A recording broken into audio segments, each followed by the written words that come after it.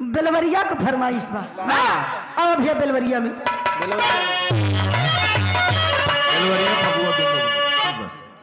वाह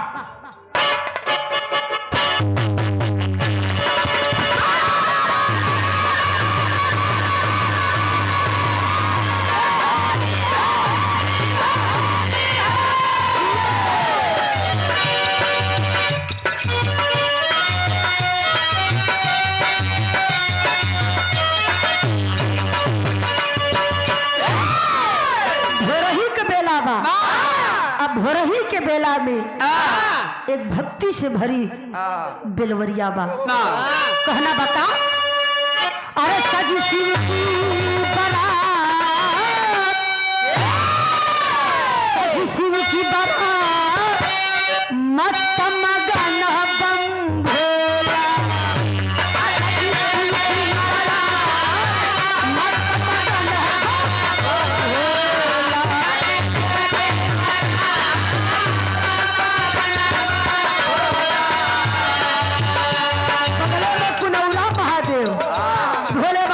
राष्ट्रीय देवता है। सजी शिव की बारात मोरे रामा,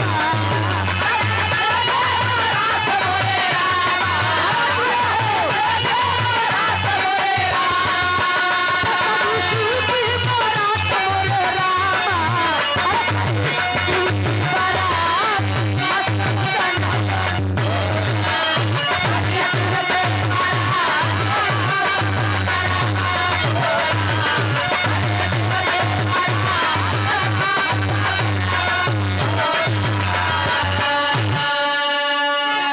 भाई कई दिना भवा भोले बाबा का बियाह हो गया, लेकिन धन है भोलेनाथ, भोलेनाथ की शादी है, भोलेनाथ का बाराती सज के तैयार। भोलेनाथ विचार कर गए मैं भी अपना श्रृंगार कर लूं।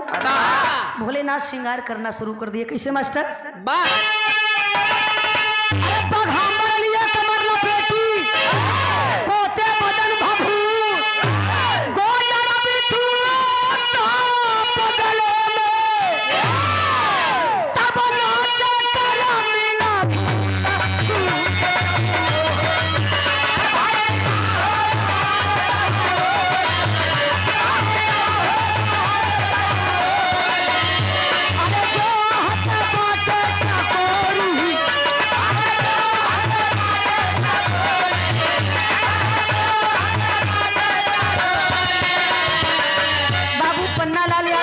अढ़नी से 101 रुपए का पुरस्कार पहली प्रणाम बा। कहना बका श्रृंगार कर रहे हैं भोलेनाथ। श्रृंगार का करत है? अरे जटा गंगा सोहर मस्तक मध्या जोरिया निहल कजरा लगाई लागल लगी खनाया सहूदी सहारा साई देखी का शिवाला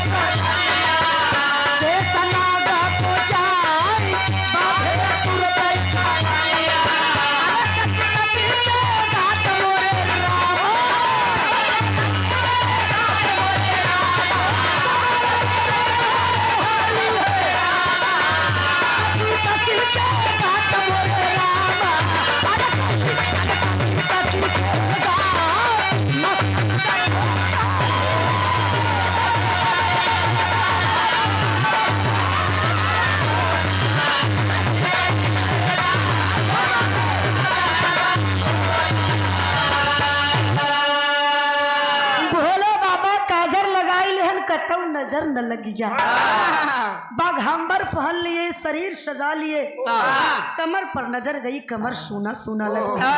पहुंच गए शेषनाग के पास और कहते हैं आज हम दुल्हा है। सुना का शेषनाग को कमर में कस के शंभुवती सुख पाए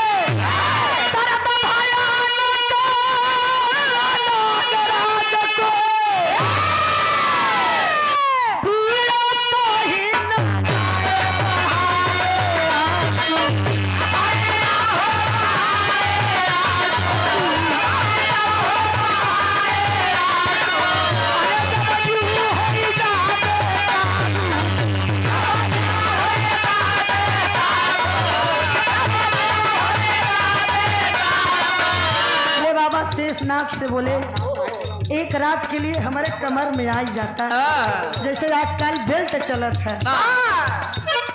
पहला बेल्ट भोलेनाथ लगा उन्हीं को देखी देखा आज बेल्ट चला था और बेल्ट बना के शेषनाग कमर में बंध गए। भोलेनाथ एक गट्ठी मार के दूसर की मार के 2 लोटा भांग छाने मस्त और शेषनाग 3 गट्ठी मार के लगन कसई बाएं कहती मूड शेषनाग का दाएं कहती पूछ। इतना कसी देहन कि शेषनाग का जोन हड्डी रही लगी चरचराए कि जब टूटेला अरे टपा टपा गिरे या आंसू तो सना जाने।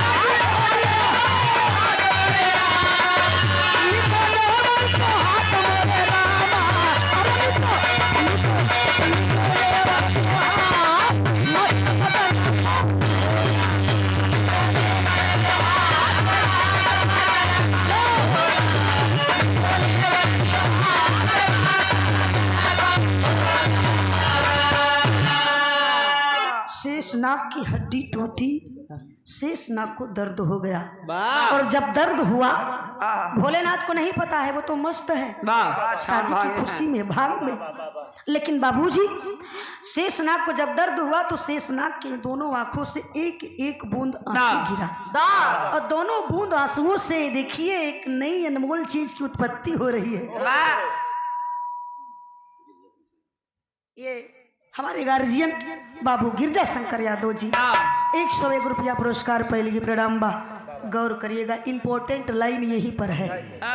उन 2 बूंद आंसुओं का हुआ क्या, किसकी उत्पत्ति हुई मास्टर?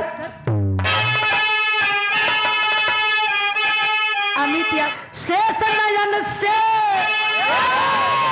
जल जो छलका है, शेष नयन से जल जो छलका, जल नहीं वो मोती था। और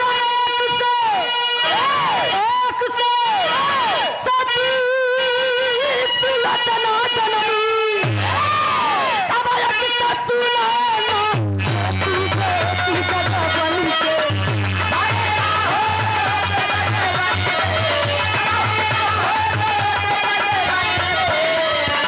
बाबू नंदलाल यादव जी की ओर से 101 रुपए का प्यारा आशीर्वाद पहले की प्रणाम बा। शेष नयन से जल जो छलका, जल नहीं वो मोती था।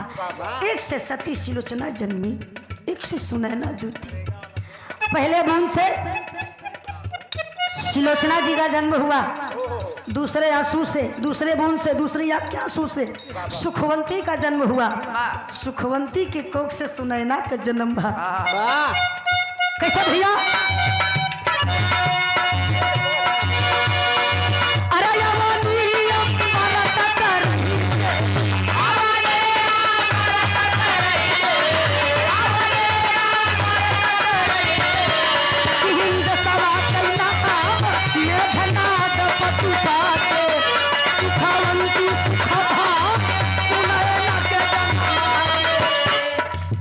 बाबू राजेंद्र प्रसाद यादव जी नरेगा जी, भावी ग्राम प्रधान प्रत्याशी, बंदी पट्टी भवरगढ़, 101 रुपए का पुरस्कार। अरे यवनी अंबर तक रही के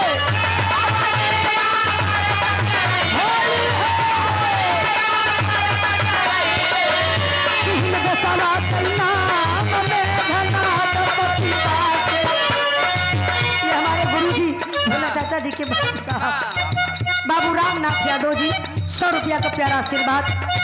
हिंद सवा ना